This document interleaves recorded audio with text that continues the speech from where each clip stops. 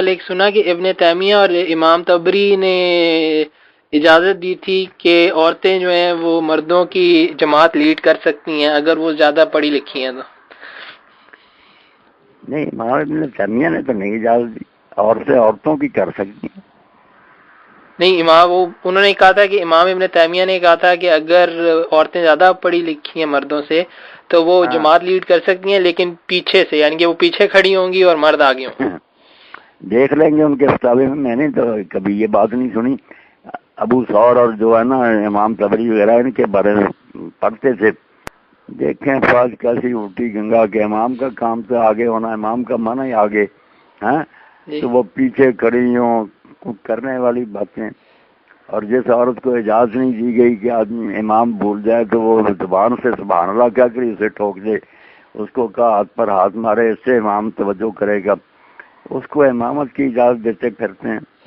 نہیں تو وہاں صاحب اس میں یہ مسئلہ یہی صحیح ہے نا کہ نہیں اجازت عورت کو کسی بھی نہیں اجازت، چاہے وہ بہت زیادہ پڑھی لکھی بھی ہو، عالمہ بھی نہیں ہو۔ پڑھی لکھی ہونے کے یہ ہے کہ جو حنفی حضرات کہتے ہیں کہ عورتوں کی امامت بھی کرائیں تو یہ مکروہ ہے، یہ تو مولانا عبداللہ لکھنوی رحمۃ اللہ رسالہ لکھا کہ کہ یہ بات غلط ہے۔ حنفی ہوتے ہوئے انہوں نے نا رسالہ لکھا کہ نہیں، حضور کی بیویاں اور دوسری عورتیں کرتی تھیں عورتوں کی امامت،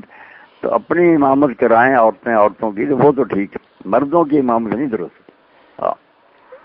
جو روایت ابو داؤد شریف کی دے دیتے نا کہ ایک عورت تھی، حضور نے ام ورقہ کو کہا تھا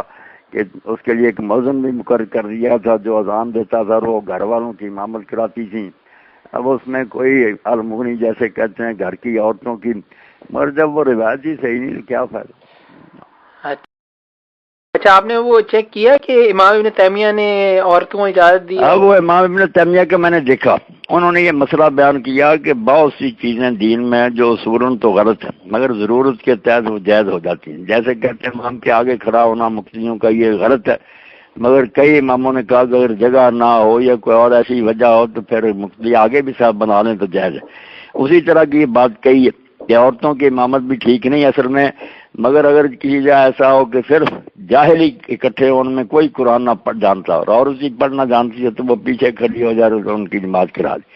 اور بھی کئی مثالیں اس طرح کی دی ہیں کہ خود یہ چیزیں ناجائز ہیں مگر ضرورت اور حاجت کے وقت جائز ہو جاتی۔ عام نہیں کہا کہ امامت کرائے یا کوئی اچھا کام ہے، لیکن اب ویسے یہ کیا کہتے ہیں، یہ تو بہت کم پروبیبلٹی ہے اس چیز کے ہونے کی۔ یہ لوگ مل ہی آتے ہیں، قرآن بھی کسی نہ کسی تھوڑا بہت تو آتا ہی ہوتا ہے ہر ایک کو۔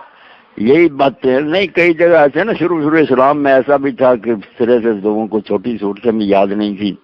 یا یاد نہیں تو غلط پڑھتے تھے، صحیح تجوید کے مطابق نہیں پڑھتے تھے، لحن پیدا ہو جاتا تھا، الفاظ ہی بدل جاتے تھے۔ بہرحال انہوں نے ان کو ان چیزوں میں شمار کیا جو جائز نہیں ہے مگر حاجت اور ضرورت کے وقت جائز ہوتی ہے۔